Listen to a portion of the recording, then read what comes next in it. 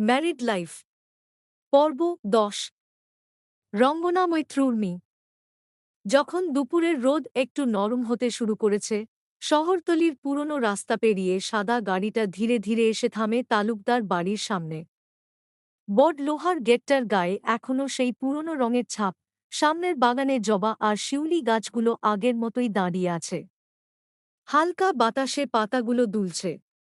বাড়িটা দেখলেই একটা পরিচিত গন্ধ মনে আসে, শৈশবের, নিরাপত্তার, নিজের মানুষের।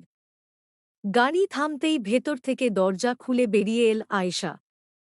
মেয়েকে দেখার জন্য সেই সকাল থেকেই বসেছিল সে। বারবার ঘড়ি দেখেছে, বারান্দায় গিয়ে দাঁড়িয়েছে, আবার ভেতরে এসেছে। যেন এতদিন পর তার বুকের একটা অংশ ফিরে আসছে। মুগ্ধা গাড়ি থেকে নামতেই আয়েশা আর নিজেকে সামলাতে পারল না। মুগ্ধা মা! ডাকটা কেমন কেঁপে গেল। মুগ্ধা তাকাতেই আয়েশা দ্রুত এগিয়ে এসে তাকে জড়িয়ে ধরল, এমনভাবে যেন একটু ঢিলে করলেই মেয়েটা আবার দূরে চলে যাবে। আল্লাহ! আমার মেয়েটা! গলাটা ধরে এল তার। মুগ্ধা প্রথমে একটু স্থির হয়ে দাঁড়িয়েছিল, তারপর ধীরে ধীরে সেও মাকে জড়িয়ে ধরল। পরিচিত সেই গন্ধ, মায়ের শরীরের আঁচলের, নিরাপত্তার, মুহূর্তেই বুকের ভেতর জমে থাকা শক্ত পাথরটাকে নরম করে দিল। আয়েশা চোখ মুছতে মুছতে বলল, কত শুকায় গেছিস রে, ঠিকমতো খাস না। মুগ্ধা হালকা হাসল, এই তো আছি। কিন্তু সেই হাসির ভেতরেও ক্লান্তি ছিল। পেছনে দাঁড়িয়ে পুরো দৃশ্যটা দেখছিল রেজওয়ান তালুকদার।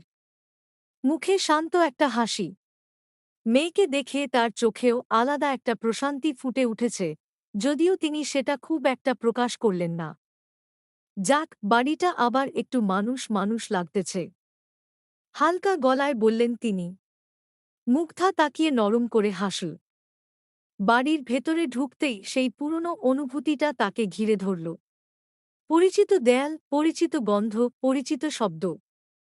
রান্নাঘর থেকে সেই পরিচিত গন্ধ আসছে, কোথাও একটা ফ্যান ঘুরে কট শব্দ করছে, দূরে কারো বাসার টিভির আওয়াজ ভেসে আসছে। সবকিছু এত চেনা, এত আপন। আয়েশা তার গাল ছুঁয়ে বলল, যা আগে ফ্রেশ হয়ে আয়, তারপর খেতে দিব। মুগ্ধা মাথা নাড়ল।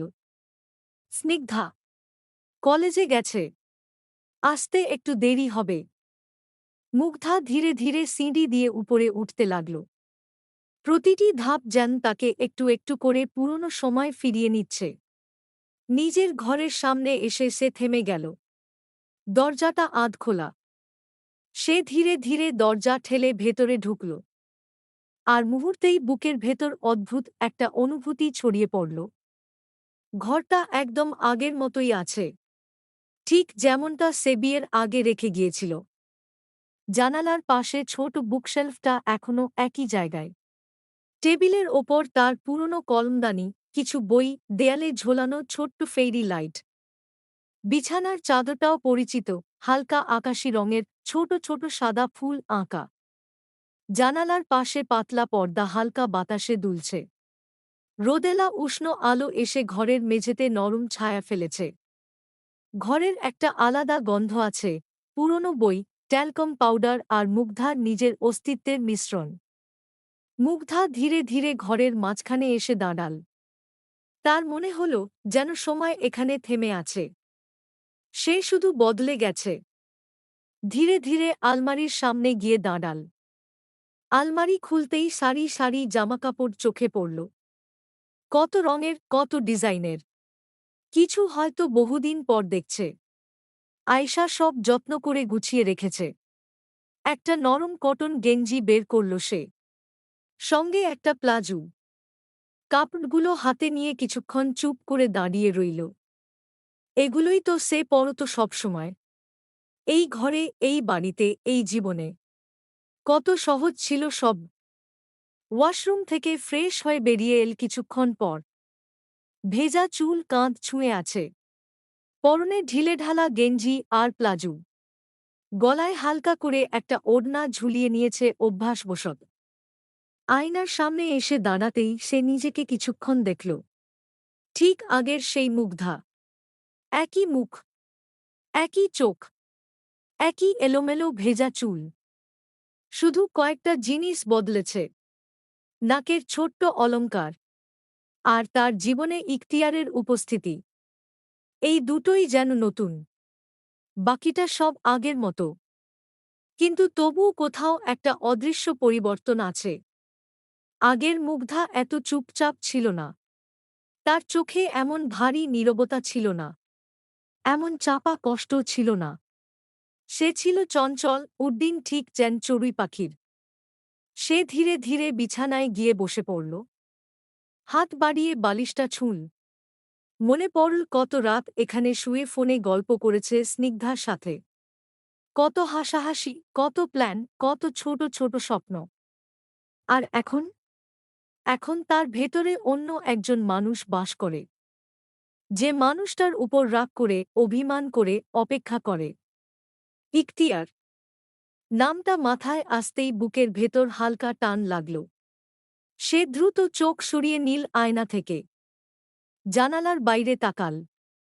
বিকেলের আলো ধীরে ধীরে নরম হচ্ছে, দূরে পাখির ডাক শোনা যাচ্ছে।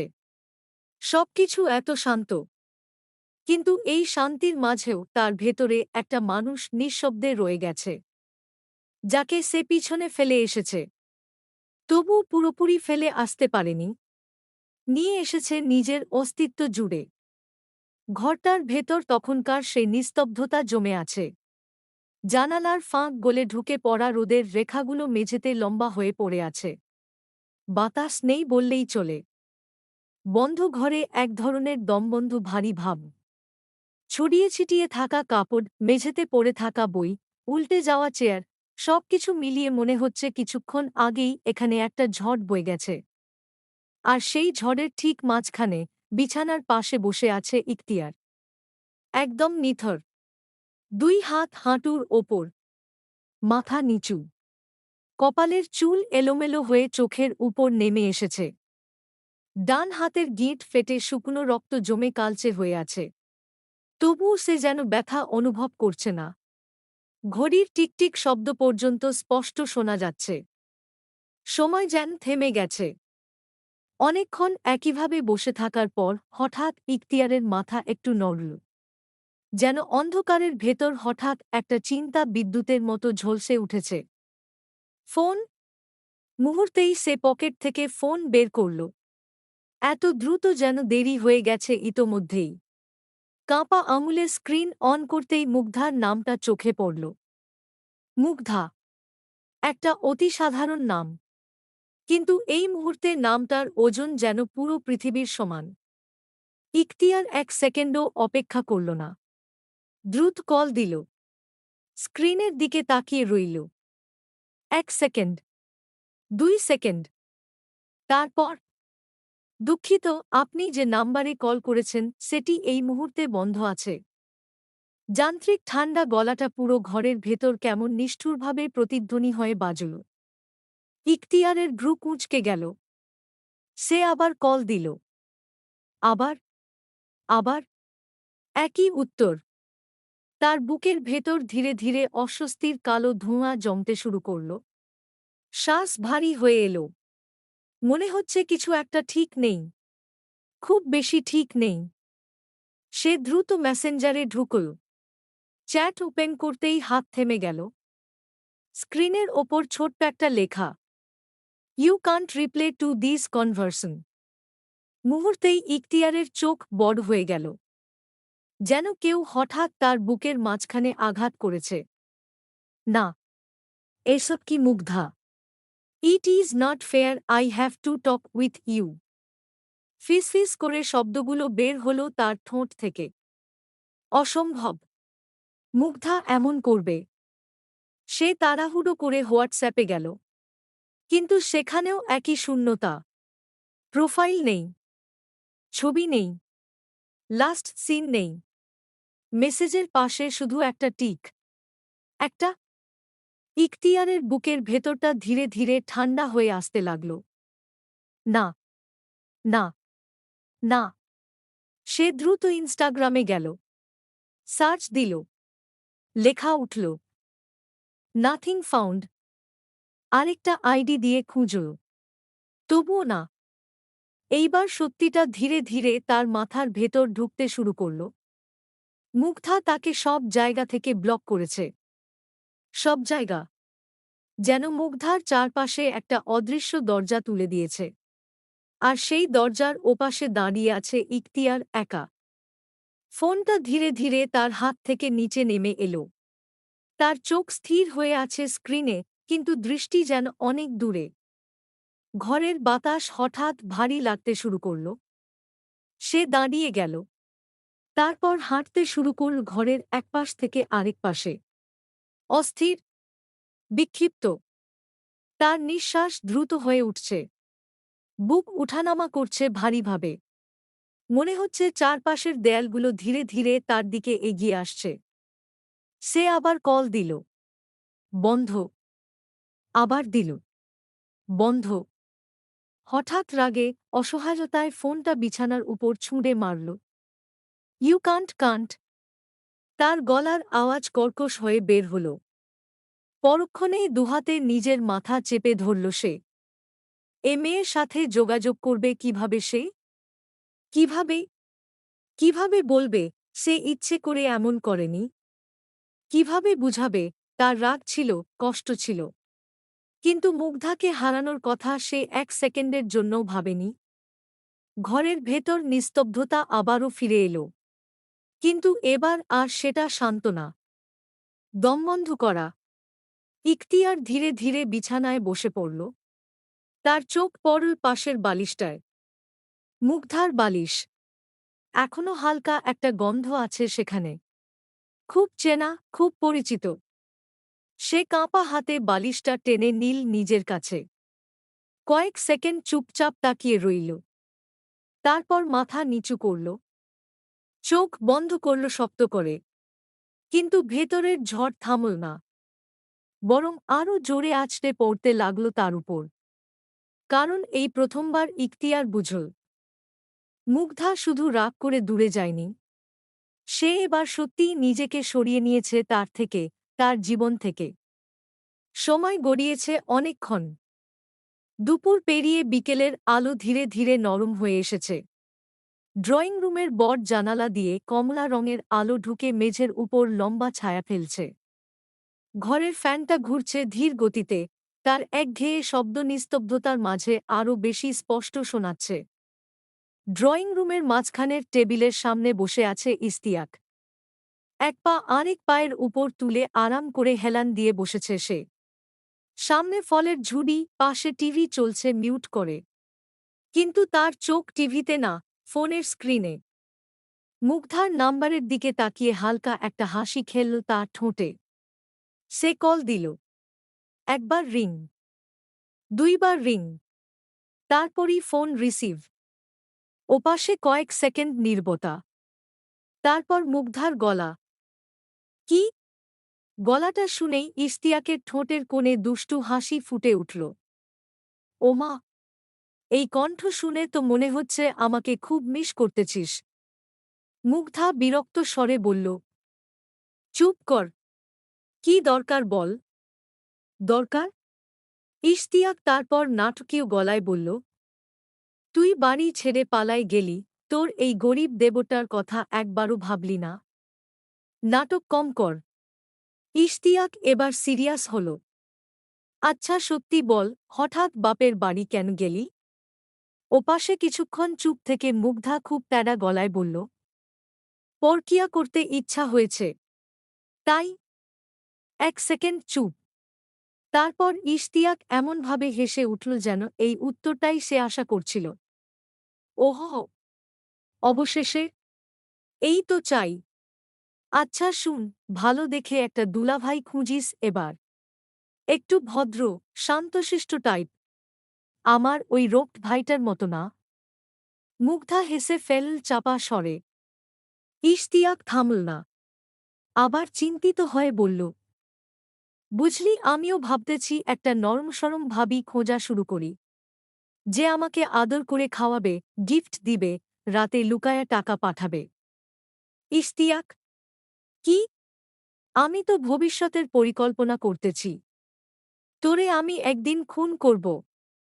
কিন্তু তার আগে দুলাভাই ঠিক করিস প্লিজ। মুগ্ধা এবার বিরক্ত হয়ে গালি দিল, হারামজাদা, ফোন রাখ। বলেই কটাস করে ফোন কেটে দিল। এক মুহূর্ত নীরবতা। তারপর পুরো ড্রয়িংরুম জুড়ে ইশতিয়াকের হাসি ছড়িয়ে পড়ল। সে মাথা পেছনে হেলিয়ে হেসে উঠল। এই মেয়েটা একদম পাগল। But but but. শেখ বাড়ির বড় ছেলের কপালে এবার দুর্ভোগ আছে। আহারে আমার ভাইয়াটা। তার চোখে তখন দুষ্টু আনন্দ। কারণ সে জানে মুগ্ধা রাগ দেখালেও মনটা পুরোপুরি ভাঙেনি এখনও। ঠিক তখনই সিঁড়ি দিয়ে নিচে নামার শব্দ হল। ইশতিয়াক মাথা ঘুরিয়ে তাকাল। ইখতিয়ার। ধীরে ধীরে নিচে নামছে সে। মুখটা ক্লান্ত। চোখের নিচে কুচকানো ছাপ। চুল এলোমেলো। কিন্তু সবচেয়ে চোখে পড়ার মতো জিনিস তার চোখ দুটো। অস্থির। ভেতরে কিছু একটা তোলপাড় হচ্ছে, কিন্তু সে জোর করে সেটা চেপে রেখেছে। ইশতিয়াক ঠোঁট কামড়ে হাসি চেপে রাখল। ইখতিয়ার এসে টেবিলের সামনে দাঁড়াল। কয়েক সেকেন্ড চুপ থেকে বলল, তোর ফোনটা দে। ইশতিয়াক ভ্রু তুলল। কেন? আমার ফোনে চার্জ নাই। একটা ইম্পর্ট্যান্ট কল দিতে হবে। ইশতিয়াকের মুখে ধীরে ধীরে এমন একটা হাসি ফুটল, যেটা দেখে যে কেউ বুঝবে সে সব বুঝে গেছে। কিন্তু সে কিছু বুঝেনি এমন ভান করল। Important call? সে অবাক হওয়ার অভিনয় করল। তারপর বলল, কাকে? প্রধানমন্ত্রী নাকি? ইখতিয়ারের চোয়াল শক্ত হয়ে গেল। ফোনটা দে। আরে ভাই, চার্জার তো উপরে। ইশতিয়াক। এইবার গলাটা একটু কঠিন। ইশতিয়াক ভেতরে ভেতরে হাসতে লাগল। এত বছর ধরে ভাইটাকে চেনে সে। এই গলাটা মানে লোকটা এখন ধৈর্যের শেষ সীমায় আছে। তবুও সে মজা নেয়া বন্ধ করল না। ফোনটা নিজের বুকের কাছে টেনে নিয়ে বলল, না দিলে কি মারবি?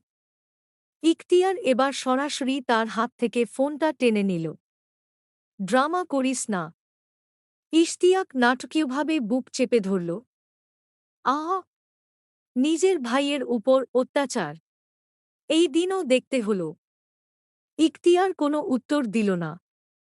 সে দ্রুত ফোন আনলক করতে গিয়ে থেমে গেল। পাসওয়ার্ড? ইশতিয়াক সোফায় আরাম করে হেলান দিল। ঠোঁটের কোণে শয়তানি হাসি। কেন? ইম্পর্ট্যান্ট কল দিবি না? ইখতিয়ার এবার চোখ তুলে তাকাল। সেই দৃষ্টিতে বিরক্তি, অস্থিরতা আর চাপা রাগ একসাথে মিশে আছে। ইশতিয়াক আর হাসি আটকাতে পারল না। হেসে বলল, আচ্ছা আচ্ছা, বলতেছি। 1122। ইখতিয়ার দ্রুত পাসওয়ার্ড দিয়ে ফোন খুলল। তার আঙুলের গতি এত দ্রুত যেন কয়েক সেকেন্ড দেরি মানেই পৃথিবী শেষ হয়ে যাবে। ইশতিয়াক চুপচাপ তাকিয়ে রইল তার ভাইয়ের মুখের দিকে। কঠিন, শান্ত, নিয়ন্ত্রিত ইখতিয়ারকে সে অনেকবার দেখেছে। কিন্তু এই ইখতিয়ার আলাদা। এই লোকটা স্পষ্টই ভেঙে পড়েছে। ইখতিয়ার দ্রুত পায়ে ফোন নিয়ে উপরে চলে গেল। যেন তার ফ্লাইট আছে কিছুক্ষণের মধ্যে। ইশতিয়াক টেবিলের ফলের ঝুড়ির দিকে হাত বাড়াল। একটা লাল আপেল তুলে নিল। তারপর সিনেমার নায়কদের মতো নাটকীয় ভঙ্গিতে আপেলটার দিকে তাকাল। সোফায় হেলান দিয়ে বসে আপেল খেতে খেতে মনে মনে হাসছে। ছোটবেলা থেকেই চিনে সে মুগ্ধাকে। তার সবথেকে প্রিয় বন্ধু। ওই মেয়ে তার শান্তশিষ্ট ভাবী হল কেমনে? এ তো সহজে পোষ মানল। ভালোবাসায় কিনা হয়। ইশতিয়াক অবাক হয়েছিল বেশ। কিন্তু এবার সে হাসল। মুগ্ধা ফিরেছে। ফিরেছে তার পুরানো জেদে। তার ভাই এবার মানতে বাধ্য। বিড়বিড় করল ইশতিয়াক। খুব দামি জিনিস ফ্রিতে পেয়ে অবহেলা করলে? এবার তার দাম চুকাতে গিয়ে পাগল হয়ে যাবা, তবু পাবা না। হাড়ে হাড়ে বুঝে যাবা হোয়াট আইপিসি ইজ। হা হা হা। সন্ধ্যা পুরোপুরি নেমে এসেছে। আকাশের শেষ নীলচে আলোটুকু মিলিয়ে গিয়ে চারপাশে ধূসর এক আবছায়া ছড়িয়ে পড়েছে। দূরের মসজিদ থেকে মাগরিবের আজানের শেষ ধ্বনি ভেসে এসে মিলিয়ে গেল বাতাসে। বাড়ির নিচতলায় মানুষের হালকা শব্দ আছে, কেউ রান্নাঘরে হাঁটছে, কেউ থালা রাখছে, কেউ টিভির আওয়াজ বাড়াচ্ছে। কিন্তু উপরের এই ঘরটা, এখানে নিস্তব্ধতা জমে আছে। ভারী, দমবন্ধ করা। ইখতিয়ার নিজের বিছানার পাশে বসে আছে। এলোমেলো ঘরটা অনেকটা গুছিয়ে ফেলা হয়েছে, কিন্তু ভাঙচুরের চিহ্ন এখনও রয়ে গেছে। টেবিলটা কাত হয়ে আছে সামান্য। মেঝেতে পড়ে থাকা একটা বই এখনও কেউ তুলে রাখেন। তার হাতে ইশতিয়াকের ফোন। ফোনটা এমনভাবে ধরে আছে যেন এই ছোট্ট যন্ত্রটার মধ্যেই তার শেষ ভরসা লুকিয়ে আছে।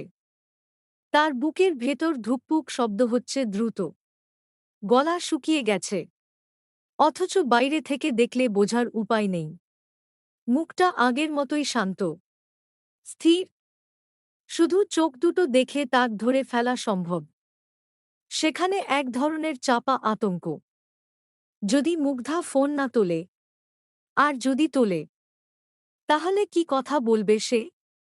ইখতিয়ার চোখ বন্ধ করল এক মুহূর্ত।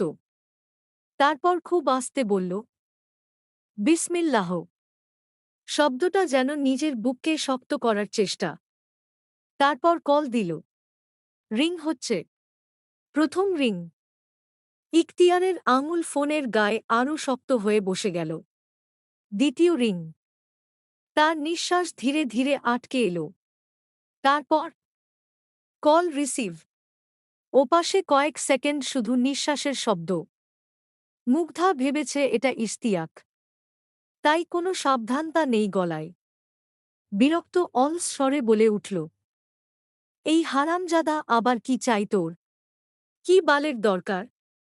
তারপর এমন একটা বিচ্ছিরি গালি দিল, যেটা শুনে ইখতিয়ার পুরোত হয়ে গেল। 1 সেকেন্ড, 2 সেকেন্ড। তারপর সে অবচেতনভাবেই বলে উঠল, আস্তাগফিরুল্লাহ। তোবা তোবা। ওপাশে সঙ্গে সঙ্গে নীরবতা। পুরোপুরি। মুগ্ধার নিঃশ্বাসও যেন থেমে গেছে। সে বুঝে গেছে, এটা ইশতিয়াক না, ইখতিয়ার। মুগ্ধা বিছানার উপর সোজা হয়ে বসে পড়ল। বুকের ভেতর ধক করে উঠেছে। তার গলা শুকিয়ে গেছে হঠাৎ। ওপাশ থেকে ইখতিয়ারের ভারী গলা ভেসে এলো, মুগ্ধা। শুধু একটা শব্দ। কিন্তু সেই শব্দে এত ক্লান্তি, এত চাপা রাগ, এত না বলা কথা মিশেছিল যে মুগ্ধার বুকটা কেঁপে উঠল অজান্তেই। সে কিছু বলল না। ইখতিয়ারও কিছুক্ষণ চুপ। মনে হচ্ছিল দুজনেই বুঝে উঠতে পারছে না কোথা থেকে শুরু করবে।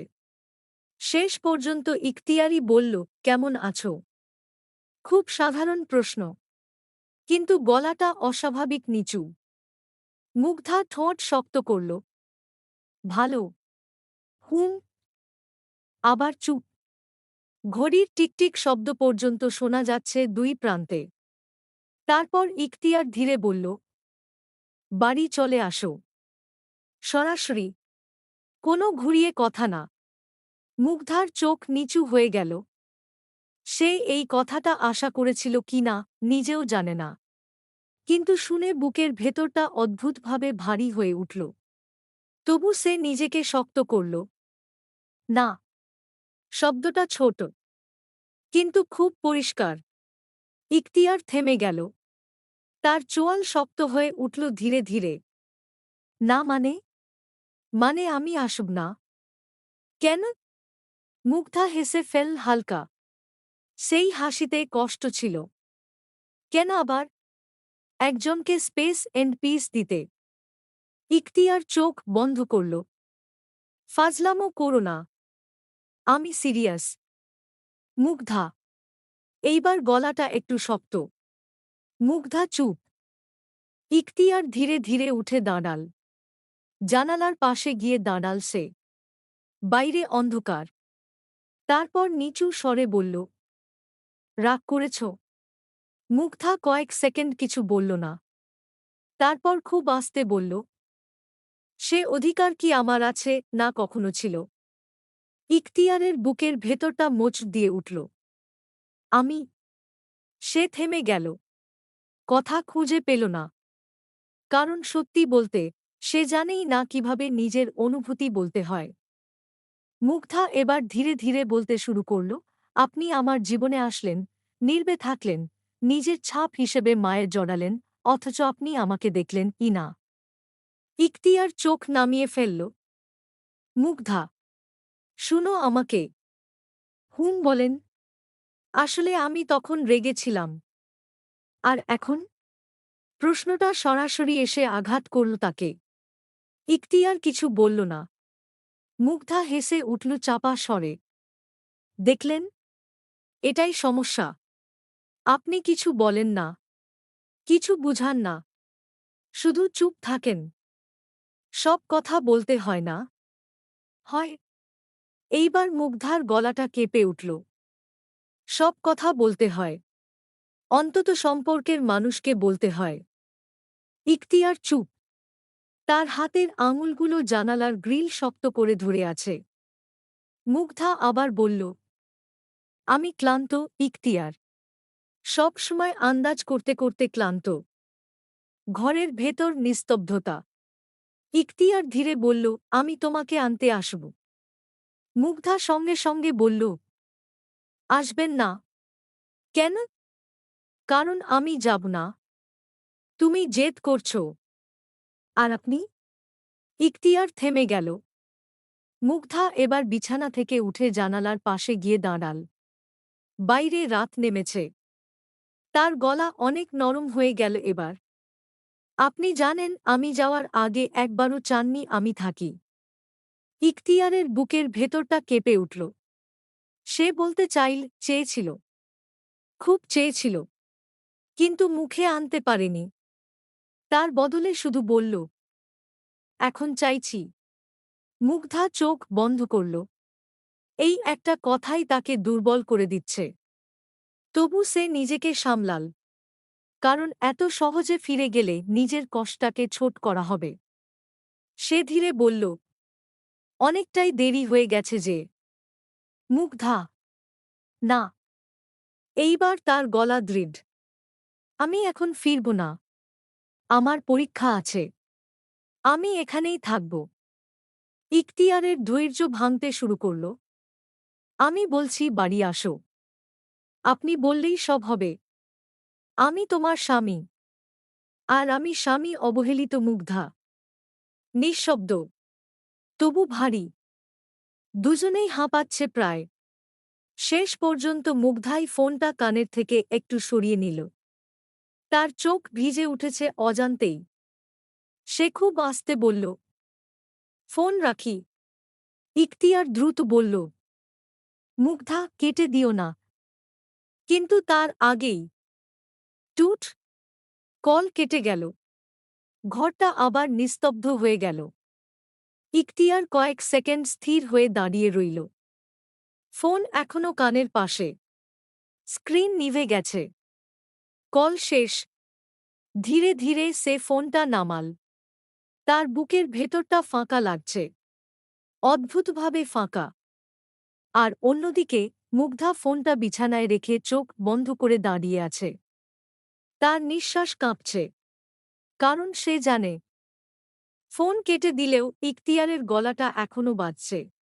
তার বুকের ভেতরের রন্ধ্রে বইয়ে চলছে। ফোন কেটে যাওয়ার পরও অনেকক্ষণ একই জায়গায় দাঁড়িয়েছিল ইখতিয়ার। জানালার পাশে। অন্ধকারে ঢাকা আকাশের দিকে তাকিয়ে। তার হাতের মুঠোয় এখনো ইশতিয়াকের ফোন। বুকের ভেতর অদ্ভুত একটা ভারী অনুভূতি জমে আছে। ইখতিয়ার ধীরে ধীরে চোখ বন্ধ করল। তার নিঃশ্বাস ভারী। মনে হচ্ছে পুরো ঘরটা আরও ছোট হয়ে গেছে। ঠিক তখনই ধাম ধাম ধাম। দরজায় জোরে ধাক্কার শব্দ। ইখতিয়ার বিরক্তিতে চোখ খুলল। আরও একবার। ভাইয়া, দরজা খোলো। ইশতিয়াক ডাকে। ইখতিয়ারের কপালের রগ হালকা ফুলে উঠল। ভাই, আমি মারা যাইতেছি। আবার ধাক্কা দিলা। দরজা খোল। ইখতিয়ার গভীর একটা নিঃশ্বাস ফেলল। তারপর ধীরে ধীরে দরজার দিকে এগিয়ে গেল। দরজা খুলতেই ইশতিয়াক প্রায় হুড়মুড় করে ভেতরে ঢুকে পড়ল। চুল এলোমেলো, মুখে অতিরঞ্জিত আতঙ্ক। বুক চেপে ধরে হাঁপাতে হাঁপাতে বলল, আমার ফোন। ইখতিয়ার কয়েক সেকেন্ড তার দিকে তাকিয়ে রইল, সম্পূর্ণ নিরাবেগ দৃষ্টিতে। কি? আমার ফোন কোথায়? এখানে। ইখতিয়ার ফোনটা দেখাতেই ইশতিয়াক এমন মুখ করল যেন হারানো সন্তান ফিরে পেয়েছে। আলহামদুলিল্লাহ। সে নাটকীয়ভাবে বুকের উপর হাত রাখল। আমি তো ভাবছিলাম আর কোনোদিন দেখতেই পারব না। ইখতিয়ারের বিরক্তি আরও বাড়ল। ড্রামা বন্ধ কর। কিন্তু ইশতিয়াক থামার ছেলে না। সে ফোনটা বুকে জড়িয়ে ধরে বলল, তুই বুঝবি না ভাই। এই ফোন আমি আত্মার সম্পর্ক। তারপর হঠাৎ সন্দেহভরা চোখে তাকাল। 1 মিনিট। সে ফোনটা উল্টেপাল্টে দেখতে শুরু করল। তুই আমার ফোন নিয়া কাঁদছিলি নাকি? ইখতিয়ার চোয়াল শক্ত করল। ইশতিয়াক, না মানে স্ক্রিনটা একটু গরম লাগতেছে তো। চুপ কর। ইশতিয়াক ঠোঁট কামড়ে হাসি চেপে রাখল। ঘরের ভেতর একবার চারপাশে তাকাল সে। এলোমেলো ঘর, ভাঙা অবস্থা, আর মাঝখানে দাঁড়িয়ে থাকা ইখতিয়ার। চোখের নিচে ক্লান্তি, মুখে চাপা রাগ। সব মিলিয়ে দৃশ্যটা এত নাটকীয় যে তার হাসি আরও পেয়ে গেল। সে ধীরে ধীরে বলল, ভাবি কি খুব ঝাড়ছে?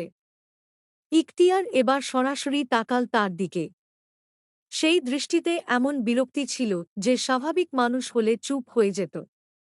কিন্তু ইশতিয়াক স্বাভাবিক মানুষ না। সে বিছানায় গিয়ে আরাম করে বসে পড়ল। কি বলছে? আমি আর ফিরব না ইখতিয়ার।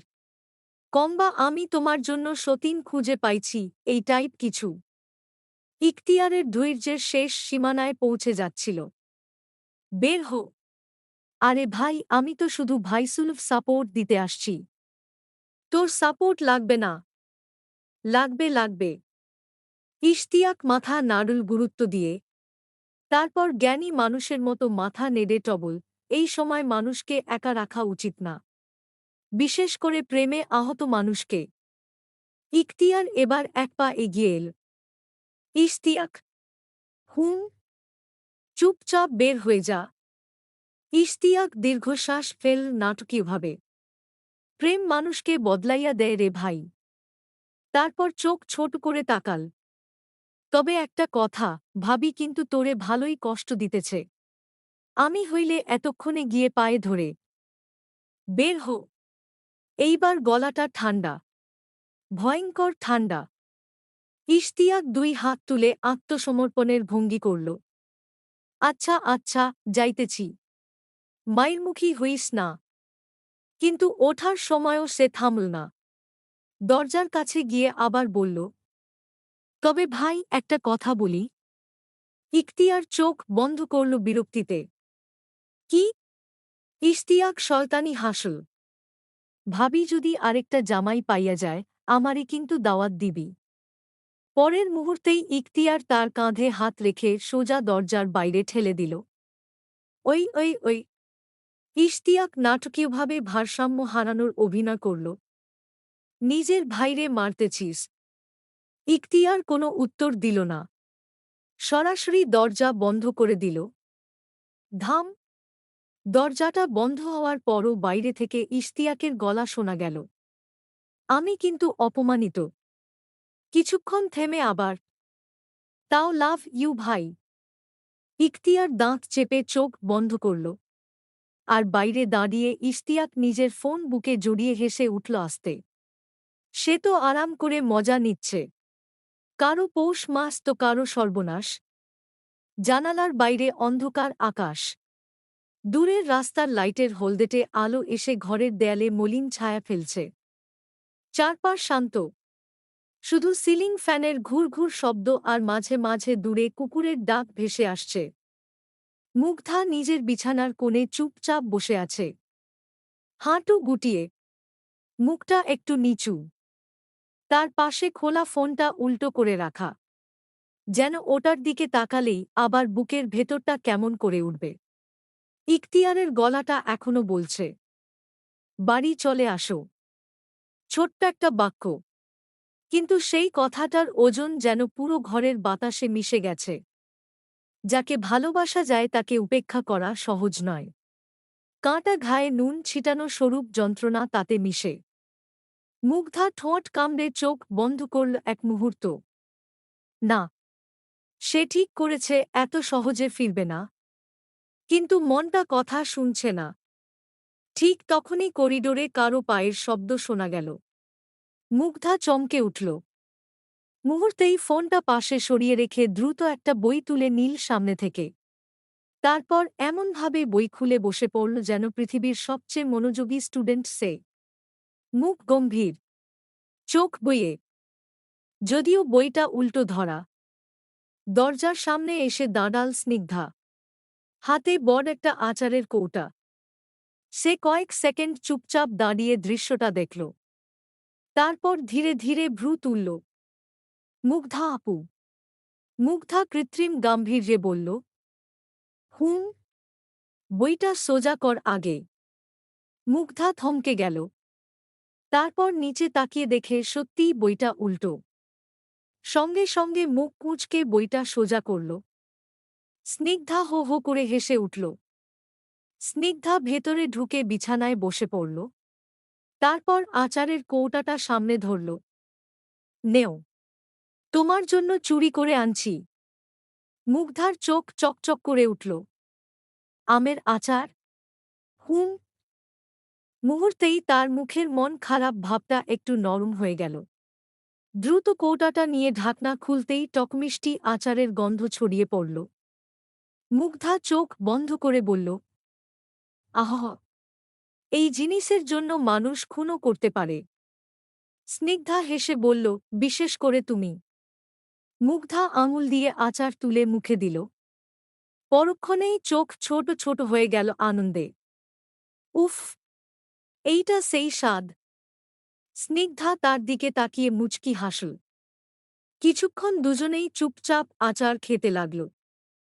তারপর স্নিগ্ধা ধীরে বলল, ইখতিয়ার ভাই ফোন দিছিল। মুগ্ধার হাত থেমে গেল। তারপর আবার স্বাভাবিক ভঙ্গিতে আচার মুখে দিয়ে বলল, হুম। কি বলছে? মুগ্ধা গম্ভীর মুখে বলল, কান্নাকাটি করছে। বলছে, মুগ্ধা প্লিজ ফিরে আসো, তোমাকে ছাড়া আমি বাঁচব না। স্নিগ্ধা হেসে ফেলল। মিথ্যুক। মুগ্ধাও হেসে উঠল এবার। অনেকক্ষণ পর তার হাসিটা সত্যিকারের লাগছিল। স্নিগ্ধা ধীরে তার পাশে বসল। দুষ্টু হেসে বলল, মন খারাপ করছে বুঝি? মুগ্ধা উত্তর দিল না, শুধু আচারের কৌটায় আঙুল ঘুরাতে লাগল চুপচাপ।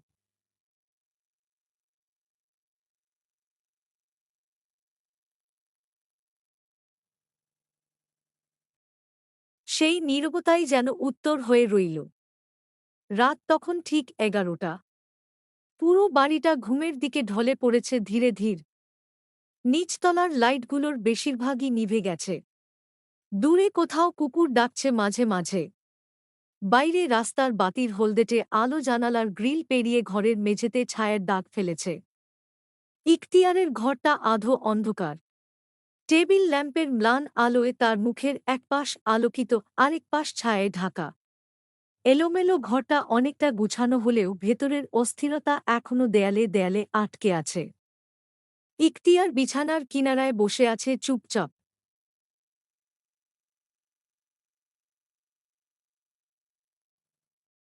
দুই কনুই হাঁটুর ওপর রাখা, মাথা নিচু, হাতে নিজের ফোন। অনেকক্ষণ ধরেই স্ক্রিন অফ হয়ে আছে, কিন্তু সে ফোনটা নামায়নি। হঠাৎ ফোনটা কেঁপে উঠল। স্ক্রিনে একটা নাম ভেসে উঠল, আরহাম। ইখতিয়ার কয়েক সেকেন্ড তাকিয়ে রইল। তারপর ধীরে কল রিসিভ করল। হ্যালো। ওপাশ থেকে সঙ্গে সঙ্গে উচ্চস্বরে ভেসে এলো, বেঁচে আছিস? ইখতিয়ার চোখ বন্ধ করল বিরক্তিতে। কি চাই? শুনলাম ভাবি বাড়ি ছেড়ে চলে গেছে। ইখতিয়ারের চোয়াল শক্ত হয়ে গেল। ইশতিয়াক বলছে, আরে ওই হারামজাদা তো পুরো লাইভ টেলিকাস্ট দিছে। ইখতিয়ার বিরক্ত গলায় বলল, চুপ থাক। ঘরের ভেতর নিস্তব্ধতা নেমে এলো কয়েক সেকেন্ড। আরহাম এবার একটু শান্ত স্বরে বলল, কি হয়েছে খুলে বল। ইখতিয়ার ধীরে ধীরে সব বলতে শুরু করল। মুগ্ধার চলে যাওয়া, সকালের ফাঁকা ঘর, ব্লক করে দেওয়া, ফোনে কথা, তার না ফেরা, সব। প্রতিটা কথার সাথে তার গলা আরও ভারী হয়ে উঠছিল। শেষে চুপ হয়ে গেল সে। ওপাশ থেকেও কিছুক্ষণ কোনো শব্দ নেই। তারপর আরহামের গলা ভেসে এলো, বউ পাশে রেখে দেবদাস হয়ে থাকবা, আর আশা করবা বউ থাকবে।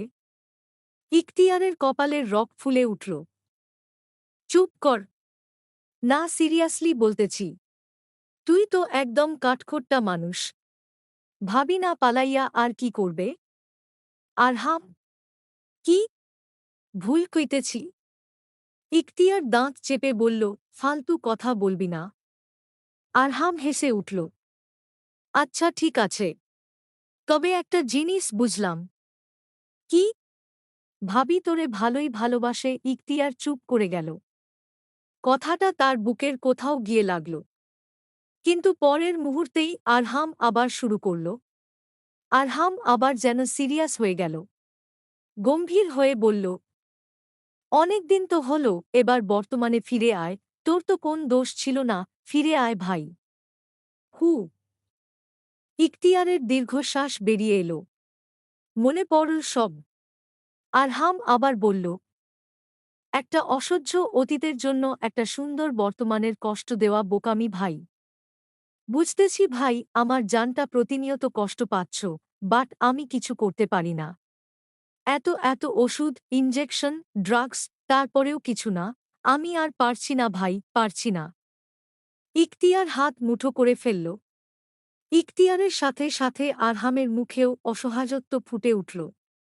সে চিনে ইখতিয়ারকে, তার জিগরিকে। কথা ঘুরালো আরহাম। বলল, তবে একটা কথা। হুম। ভাবির কাছে শুনিস তো, যদি তোরে ডিভোর্স দিয়ে আবার বিয়ে করতে চায়, আমি কিন্তু রাজি আছি। ইখতিয়ার স্থির হয়ে গেল। ওপাশে আরহাম নির্লজ্জের মতো বলে যাচ্ছে, বাড়ি থেকে মেয়ে খুঁজতেছে, যাই হোক।